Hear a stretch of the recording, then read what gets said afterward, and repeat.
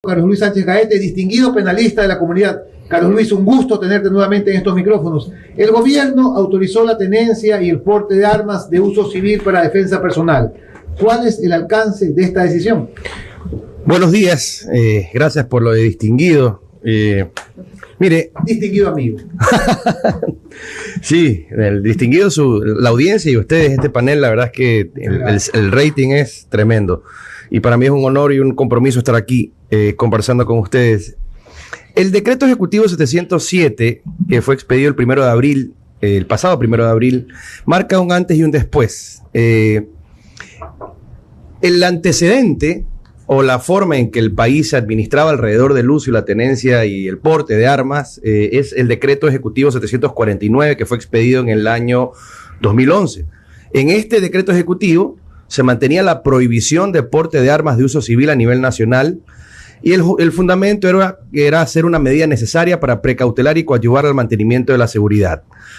Ahora, desde que el presidente Guillermo Lasso escuchó el multitudinario pedido de cierto sector de la ciudadanía, creo yo la mayoría, ahora no estoy tan seguro, porque evidentemente ahora ya salen las voces de oposición, pero escuchó este clamor de que no puede ser que las personas, los ecuatorianos de bien, que es un concepto que tanto urticaria le producen a algunos, pero los ecuatorianos de bien refiriéndose a la gente, a la ciudadanía que no delinque, a los no delincuentes, a la gente que está sufriendo y está siendo asaltada, mano armada y asesinada en las calles, tengan algún mecanismo para defenderse a sí mismos. Y este clamor fue escuchado por el presidente de la República. Creo que un poco tarde, como todo lo que hace. Un poco tarde, ya han pasado más de 2 años de su gobierno y bueno, recién ahora toma esta decisión. Yo personalmente la había propuesto desde mi pequeño espacio de opinión, en el sentido de que creía que era importante que un guardia de seguridad, que un policía de tránsito, que un policía metropolitano esté habilitado al uso de algún tipo de arma, quizás no letal.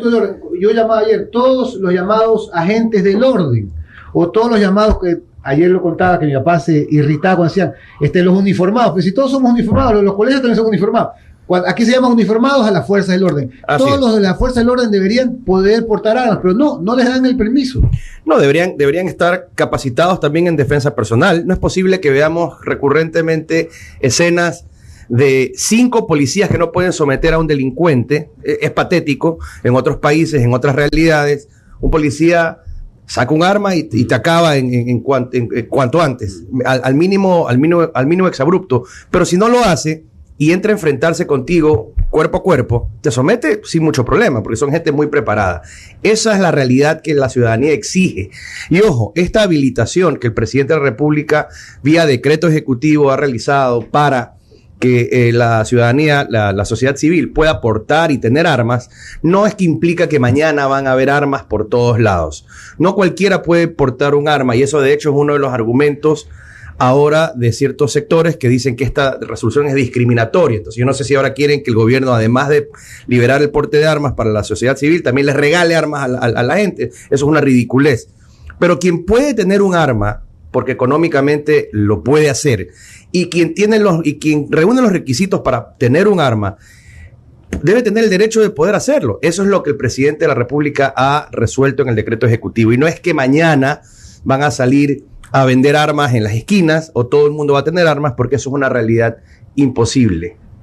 Carlos Luis, ¿cómo estás? Bienvenido a Punto de Orden. Y una consulta, he visto también que hay una contradicción, hay un bloque de asambleístas que están molestos por este decreto ejecutivo, pero ya varios medios de comunicación han hecho énfasis en que hace pocos días salió una ley publicada en el registro oficial y que sobre temas de defensa y de seguridad, y que supuestamente esa ha sido la base por la cual el presidente de la República ha podido reglamentar esta ley o ha dictado este decreto ejecutivo. ¿Qué hay de verdad entre que los asambleístas ya votaron por el libre porte de armas y que el presidente lo que ha hecho es regular, o esa ley nueva que salió no tiene nada que ver con lo que dictó el presidente en su decreto? Eso es importante porque Juan Javier al inicio de tu entrevista hizo referencia a que hay bancadas que están molestas por este decreto del presidente, pero leía, me parece, en un diario local que más de 100 130 o 125 diputados o asambleístas habrían votado, allanaron el camino para que esto se dé. Fue unánime la votación. No es cierto. No es cierto. La Asamblea Nacional no votó a favor de nada que pueda facilitar el camino al presidente a tomar el decreto que tomó. Eso es una falsedad. Hay una reforma al Código Orgánico Integral Penal en el artículo 360 que se refiere a la tenencia y porte de armas como delito. Obviamente, el Código Orgánico Integral Penal es un catálogo de delitos, pero eso absolutamente no tiene, ni lo habilita ni lo inhabilitaba al presidente para tomar el decreto ejecutivo. Eso es una barbaridad. Otra de las tantas barbaridades que la Asamblea Nacional nos sorprende cada día, nos decepciona cada día con su ignorancia en materia legal. El decreto ejecutivo es una norma. Es una norma. En la jerarquía normativa, el decreto ejecutivo es una norma que puede dictar el presidente de la República o la función ejecutiva. Los ministros firman acuerdos ministeriales y en el Ecuador impera la jerarquía, la supremacía constitucional y la jerarquía normativa, ¿no? Entonces, sabemos que la Constitución está por sobre todas las leyes y de ahí para abajo, pues leyes orgánicas, leyes ordinarias, reglamentos, decretos, ordenanzas, etcétera. ¿Y la sabatina? No. Eso ya creo que están superadas. Fuente de derecho. El decreto ejecutivo, a lo que iba, es que así como toda norma o toda decisión o todo acto del poder público, primero debe estar motivada y segundo debe respetar la Constitución, está también sometido, por si acaso, al control de constitucionalidad de la Corte Constitucional. Así que ya veremos todos estos reclamos airados de muchas universidades y de muchos sectores políticos, actores políticos, asambleístas, etcétera, de oposición, obviamente. Ya veremos si la Corte Constitucional se inmiscuye también en esto y con la excusa de que el Ecuador es un país de paz, que más o menos es el concepto que se opone a armar a la ciudadanía, que no es lo que ha hecho el decreto. Ya veremos si con esto se inmiscuye. Solamente una consulta. El decreto es muy claro y creo que eso sí, a los siguientes días del anuncio del presidente, medios serios y periodistas han hecho énfasis que esto no es viva la feria, sino que no es que yo voy mañana, compro una pistola en la esquina en el barrio y puedo portar el arma, sino que hay una serie de requisitos, de exigencias para el libre porte. ¿Tú pudieras resumirnos un poco, Carlos Luis? Encantado. Para que la gente entienda cuáles son los requisitos que se deben cumplir para que un ciudadano pueda portar un arma libremente, porque se entiende o se cree que supuestamente cualquier persona puede portar un arma, tenerla y luego eventualmente dispararla si es que la tiene, pero que yo creo que es necesario ilustrarle a la ciudadanía que esto no es así, que no es un libre porte, sino que hay que cumplir un debido proceso para obtener la autorización correspondiente. Ok. El Ministerio de Defensa, que debe coordinar con el Ministerio del Interior, debe verificar el cumplimiento de varios requisitos, y eso está en una reforma que el decreto ejecutivo propone, o más bien dispone a la ley de porte de armas. Ley de armas, perdón. Los requisitos son, en general, tener cuando menos 25 años de edad, que es una cantidad de años bastante superior a la mayoría de edad en el Ecuador, son los 18 años. 21 años en otras latitudes. Aquí tienes que tener 25 años para poder tener un arma. Se entiende que al llegar a esa edad hay un nivel de madurez, digamos, relativo o suficiente, razonable, por el cual deberías poder portar un arma. Además, debe obtener un certificado de prueba psicológica emitido por el Ministerio de Salud Pública. La queja de los que se oponen a esto es que el Ministerio de Salud Pública no puede ni con lo que tiene y mucho menos va a poder con esto. Pero eso es un problema que hay que solucionar y en todo caso, si es un problema, pues será más difícil aún obtener un certificado para obtener el arma. Luego, el certificado de destreza en el manejo y uso del arma emitido por el Ministerio de Defensa Nacional. Manejar un arma no es sencillo. Para nada. Yo he practicado particularmente un par de veces por curiosidad. Es una cuestión difícil, angustiosa, tener un arma en tus manos cargada, no es cosa fácil, aunque estés en un lugar controlado igual. Así que este manejo debe ser calificado y certificado a través del Ministerio de Defensa Nacional. Seguramente van a haber escuelas de capacitación que ya existen y que están volviendo a funcionar en este sentido. Otro requisito es no haber sido sentenciado y obviamente con sentencia ejecutoriada, condenatoria por la comisión de un delito. Ojo, un delito. Cualquier delito, es decir, la persona que haya tenido un accidente de tránsito y ha sido condenado por haber cometido un accidente de tránsito no podrá portar un arma. es el universo de las personas que por esta causal no podrán portar un arma es enorme. Quizás ahí debieron restringir un poco más a delitos relativos a... Pero bueno, a la vida, a las está personas, bien, si es más restringido, mejor. No registrar antecedentes de violencia contra la mujer o miembros del núcleo familiar, eso me parece importante porque también el sector feminista ha elevado la voz diciendo que esto va a elevar el número de casos de violencia contra la mujer, y contra el núcleo familiar. Esperemos que no sea así. Este requisito trata de prevenir este particular. Certificado de haber superado el examen toxicológico que determine que la persona no ingiere sustancias sujetas a fiscalización. Obviamente son incompatibles el uso de sustancias y tener y portar un arma. Y finalmente los demás que establezca el Ministerio de Defensa Nacional y el Comando Conjunto de las Fuerzas Armadas. Es decir, no es cualquier persona el que puede obtener un arma primero, y tienes que tener el arma primero registrada. Adquirir un arma registrada, habilitada por el gobierno nacional, no es cosa fácil. Importar un arma desde el extranjero es aún más difícil. Tengo amigos que se dedican a esto por deporte y que me han comentado que les ha tomado a veces hasta 2 años poder habilitar un arma comprada en el extranjero y traerla hacia el país. Creo que es un caso extremo, pero este tipo de cosas son las que, de la mano con el decreto, una vez que sea habilitado por la Corte Constitucional, yo creo que deben empezar a flexionar, ¿no? A ser más flexibles. Lo sustancial, lo fundamental debe ser encontrar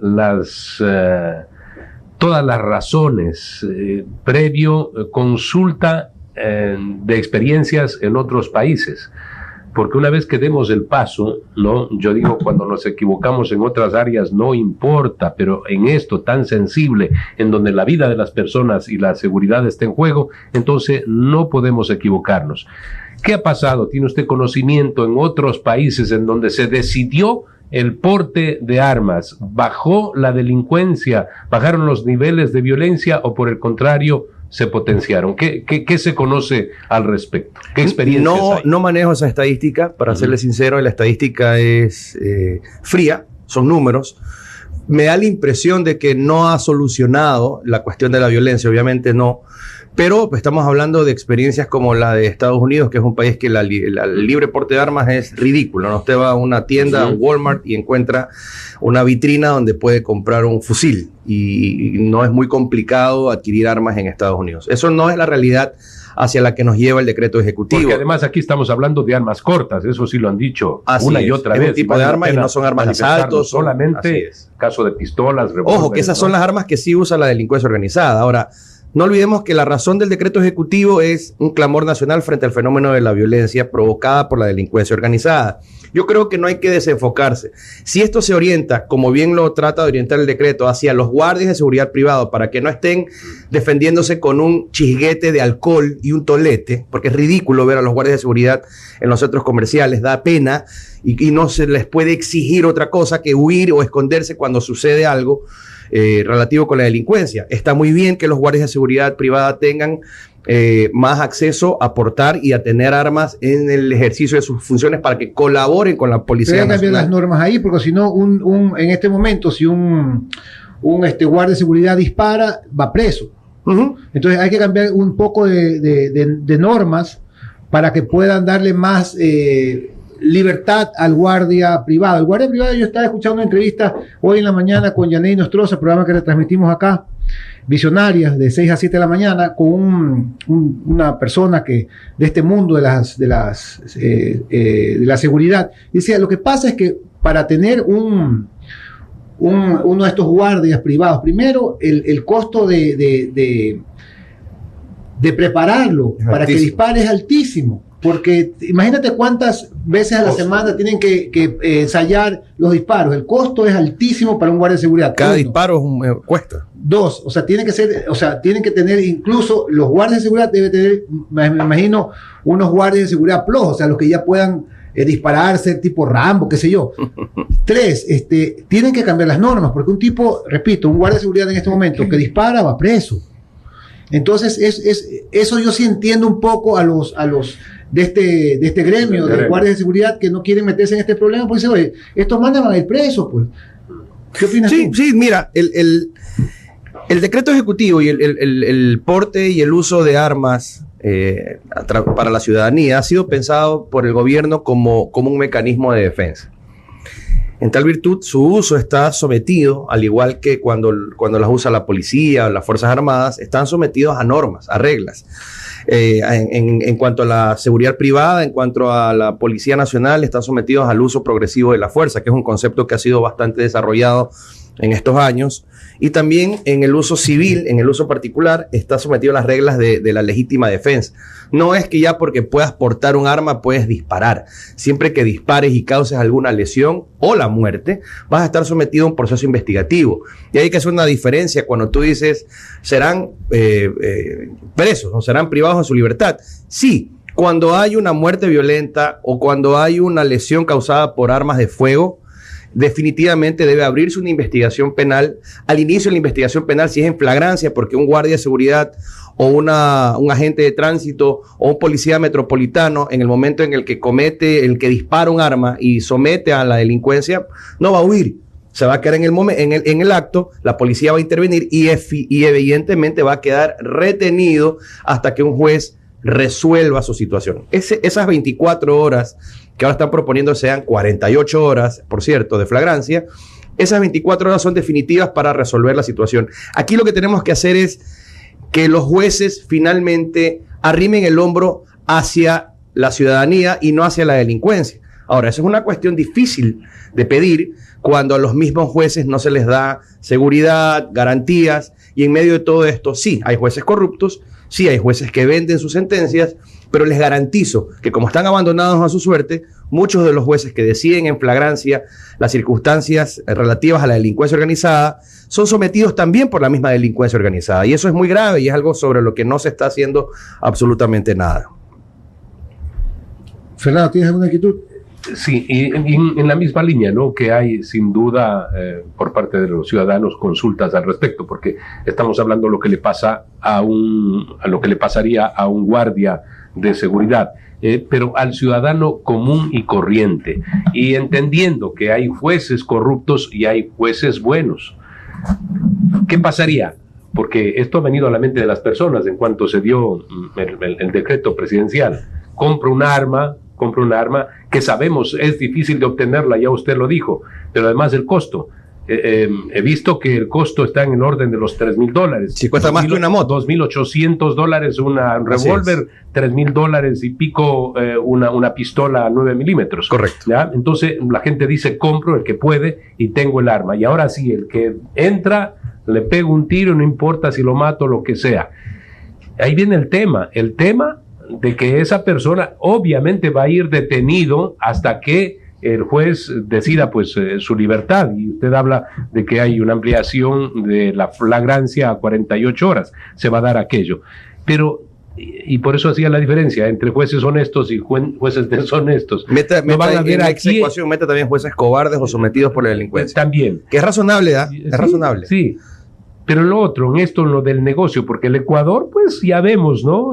Cada ventana que se abre para lograr vía corrupción dinero, bueno, esa tratan de ampliarla, pues inmediatamente. Entonces acá, un ciudadano que salvó a su familia, que fue sometida a la familia, pero pudo de pronto operar su arma y terminó asesinando al delincuente. De pronto no va a ser, pues no va a estar esperando solamente que la flagrancia determine que defendió a su familia, sino que el juez se le ocurre empezar a sacar plata y plata y plata, y si no lo tienen metido en una cárcel. Eso es algo terrible, es lo que puede ocurrir también. Bueno, esa es otra realidad sobre la que no se está haciendo nada en el país. La Administración de Justicia Nacional está sometida a la misma delincuencia organizada, está sometida a la corrupción, porque no hay una evaluación correcta e integral de los jueces que integran el sistema.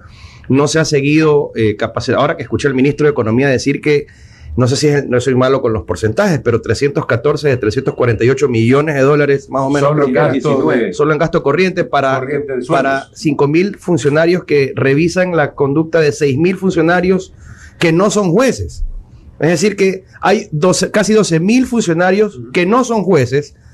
¿Para qué? Es decir, supongo que tienen un trabajo administrativo importante que hacer y todo, pero el Ecuador necesita más y mejores jueces, secretarios y amanuenses, que son quienes despachan las causas. Y ese tipo de cosas no se hacen. Es muy grave el estado actual de la administración de justicia. Tengo casos para contarles por montones, pero recientemente un accidente de tránsito, una persona, un ciudadano de bien, un profesional se involucra, lamentablemente el accidente de tránsito es un hecho culposo, no tenía la intención de chocar, ni la otra persona tampoco, pero se chocaron en una esquina de Guayaquil con una moto. Pues resulta que el que conducía la moto tiene un prontuario del Cristo y Padre mío, ¿no? Entonces, cuando revisábamos esto en el proceso, claro, el fiscal no le formuló cargos a quien produjo el accidente. El juez archivó la causa. Y mi cliente me dijo, por favor, lleguemos a un acuerdo con esta gente. Ese es el país de hoy, que determina la delincuencia, determina absolutamente casi todas las cosas que uno hace. Sales más tarde, tratas de no andar solo, te comunicas a través de un chat, siempre donde estás, te preocupas si alguien no aparece en algún tiempo, y eso, ojalá, lo que ha hecho el presidente con este decreto, y no se quede corto con eso, sirva para que la ciudadanía empiece a tener más calma. Yo tengo una pregunta. Muchas personas han dicho que este decreto es el decreto de rendición, como diciendo, ya no puedo yo con este problema de delincuencia, entonces le entrego a la ciudadanía un poco defenderse. A ver, no quiere decir que la policía no va a hacer nada, su trabajo no es cierto, pero es un poco necesito ayuda también de la ciudadanía para que se defienda. Y usted acaba de mencionar cuáles son los requisitos que se necesitan, pero en un país en el que ahorita está difícil hasta sacar pasaporte, ¿usted cree que la gente pueda acceder a esta? No es viable, no es viable. Por eso les digo, no es lo que la gente piensa o que la oposición razonable y razonada de gente que se opone al porte de armas porque privilegia la vida, y estoy obviamente muy respetable su opinión, pero no es eso. No es eso, porque efectivamente el país no va a hacer eso. Yo creo que Guillermo Lasso no quería dictar este decreto ejecutivo, es muy obvio, se vio obligado, se vio cercano. De urgencia, una medida, seguramente le han de haber asesorado en ese sentido, diciéndole, presidente, ya no puede, ya esto no se sostiene. Y también le habrán dicho, no crea que es lo que va a pasar al día siguiente. Si ponemos los requisitos, esto no se va a multiplicar, este factor no se va a multiplicar. Pero efectivamente yo no creo que el país está listo. Institucionalmente estamos destruidos. Los hospitales no funcionan, la justicia no funciona, la seguridad pública no funciona. Yo veo estos decretos ejecutivos de estado de emergencia y salgo a las calles y yo no veo a los militares como en otros gobiernos, cualquiera, olvídese si Correa, si Lasso, si Lucio, si Yamil. Los estados de emergencia, cuando usted decretaba estado de emergencia y salían los militares a las calles, se veían las ciudades plagadas de policías y militares. Y no sé por qué en este régimen no. No sé si falta personal, no sé si no hacen caso, o si están en los sectores periféricos están y no se abastecen. No están. Sí. Solo una última inquietud, Carlos Luis. Aquí cuando los abogados tenemos un problema, ¿no? Que creen que los clientes y más que todos los amigos, ¿no? El otro día, antes de ayer en el tenis club, me ve un amigo que no lo veía hace años del colegio, me dice, Andresito, venga. Una consulta. Una consulta. Por el libre porte, me digo, pana, no soy penalista. No, pero usted igual algo le mete ahí, usted sabe. Algo de clase de penal tuvo. Tuviste por lo menos penal. Es impresionante la gente cómo ya está comenzando a preguntar. Y le explicaba que, pero me hizo una reflexión que Fernando un poco la plantea y que tú debes conocerla. Solamente porque esto creo que sí va a servir de mucho. ¿Cuándo procede la legítima defensa? Es decir, aquí, fantástico. Porque aquí la gente debe saber que el libre porte de armas no es que yo ando como pistolero y bandolero dando bala porque se me ocurre. Es decir, la persona que utiliza un arma debe saber que tiene consecuencias disparar. Y que esa consecuencia puede acarrearle la muerte o heridas a un tercero. Pero ¿qué es la legítima defensa? ¿Qué significa que alguien actúe en legítima defensa de mía o de mi esposa o de mis hijos? O sea, ¿por qué esa persona que actúa en legítima defensa no debería ir a la cárcel? La legítima defensa es un concepto del derecho penal que en nuestra legislación ya ha sido recogido como una causa de antijuridicidad, de exclusión de la antijuridicidad. Y hablando en castellano, el delito es un concepto cualquiera que sea. En este caso, homicidio, lesiones, que son los casos concretos que tienen relación con el uso de un arma, o peculado, lo que sea. Cualquier delito implica que siempre deben reunirse ciertos conceptos elementales. El delito es un acto humano cometido con voluntad y conciencia con el ánimo de causar daño. Por eso es que se entiende que el delito debe ser doloso. El dolo es el ánimo de causar daño.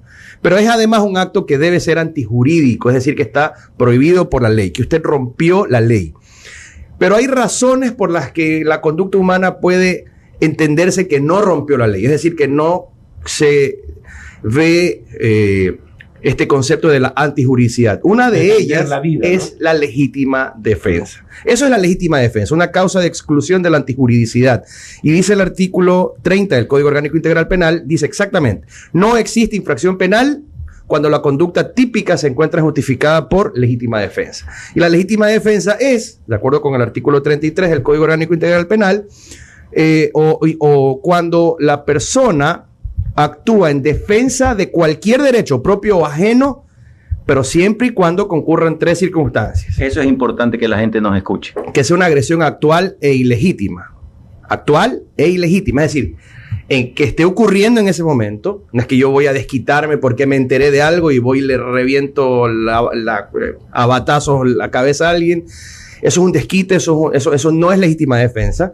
Esta agresión debe ser ilegítima, es decir, no debe haber sido provocada por ti, porque la defensa del honor, por ejemplo, entre insultos entre personas y de pronto tú actúas en defensa de tu honor, eso no es legítima defensa desde el punto de vista del agresor.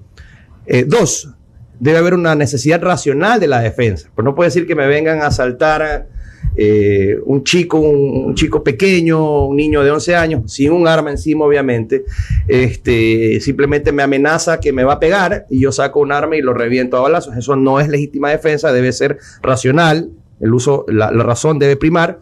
Y tercero, debe haber una falta de provocación suficiente por parte de quien actúa en defensa del derecho.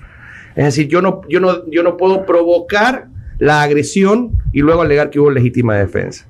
Entonces, sí. En este caso de la agresión actual, hay un hecho que se produjo en los Estados Unidos, un actor muy famoso que está viviendo una situación tremendamente mala, que hubo un altercado entre 2 vehículos y hubo una agresión. Esta pasó unos minutos, pero este señor, actor, se bajó del vehículo, fue a donde el otro, ¿no? Y le dio un trompón, un golpe, le tiró al suelo y lo mató. La situación de este joven actor, que es muy reconocido, el drama que vive, todo el proceso, es hispano, todo el proceso es terrible, es porque, por eso llevo a colación, ¿no? No fue actual, no, sí, es que se dio la vuelta, determinado, esperó, o sea, cuando él se fue al carro, se fregó, salió del carro, o sea, un poco la imagen es esta, se da el conflicto, termina el conflicto, pero minutos después, este señor va al carro, creo que saca un bate, alguna cosa, luego va, le da un golpe y por el golpe cae y muere la persona. Eso no es legítima defensa. Entonces, planchado. Hay un delito interintencional. Quizás no lo quiso matar, pero lo quiso agredir de forma ilegítima. El drama. Está preso. Tiene sentencia, está preso. Está preso ya. Es gravísimo. Se declaró en bancarrota. Bueno, muchísimas gracias por darnos luces. Carlos Luis Sánchez, penalista de la comunidad.